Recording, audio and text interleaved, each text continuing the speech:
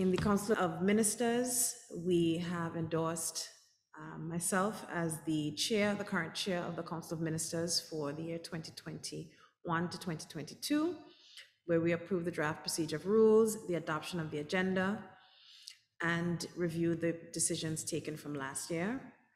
We then had presentations from the Technical Advisory Committee on Data and Information for Inclusive COVID-19 Response and Multi-Shock Responses for endorsement by the Ministers of Social Development.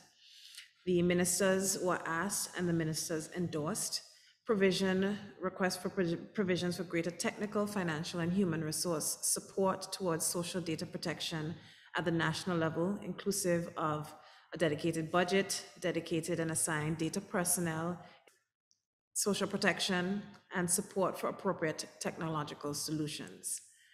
They also endorsed the request for human resource capacity and a comprehensive data analysis platform to better support measurement and evaluation at the OECS Commission. The ministers reviewed and prioritized the review and implementation of relevant data policy and psychosocial support for social protection staff. We then moved on to a presentation on the report on children, the Juvenile Justice Reform Project, and the Social Development Unit. And the ministers of social development across the region supported the recruitment of national focus points to move the agenda forward in the next 9 months in participating member states, the national working groups in participating member states, and the sustained implementation of the Juvenile Justice Reform Project when that project is completed in June 2022. The ministers supported data collection to allow and to understand what is happening with child abuse in the region from an administrative point of view. In relation to presentation and consultations on the Juvenile Justice Reform Project, the ministers endorsed continuing capacity building for personnel who work with vulnerable populations, the strengthening of programs for diversion, the implementation of new programs and initiative for diversion and reintegration of young people, the Child Justice Unit or staff dedicated to continuing progress in this area, and continuous review and updating of the relevant legislation. The ministers, as it relates to consultation with the Youth Advisory Network, also approved to assist and support research being done to inform the approach to youth work across the region, to have a conversation with those responsible for youth development, to reach out and offer engagement with the youth network so that the policy created reflects all relevant territories. And finally, to use government resources to support the network and the creation of the OECS youth strategy. The ministers of social development across the region agreed and endorsed to provide the requested assistance, engagement, and support across these areas.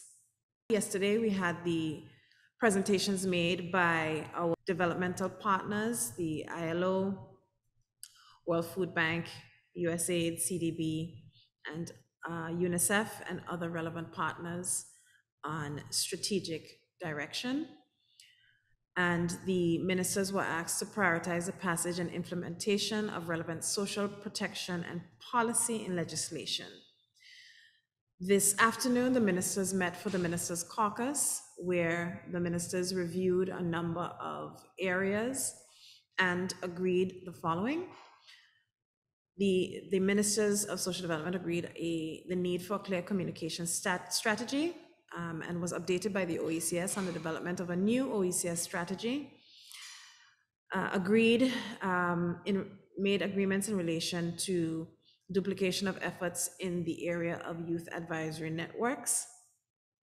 Recommended that curricula embedded OECS information for students to be able to learn about regional integration. Acknowledged current strains related to the ongoing surge of COVID-19, including the increased responsibilities of the ministers and ministries, as well as the impact on country capacity.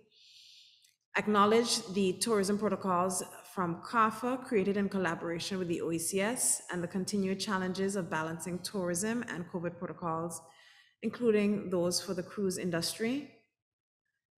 They agreed to support the collective approach to increase vaccinations among the population and relevant essential workers, and support for psychosocial support of health and social service workers. So that would have been a overview of the meetings for the Council of Ministers and the Caucus of Ministers today.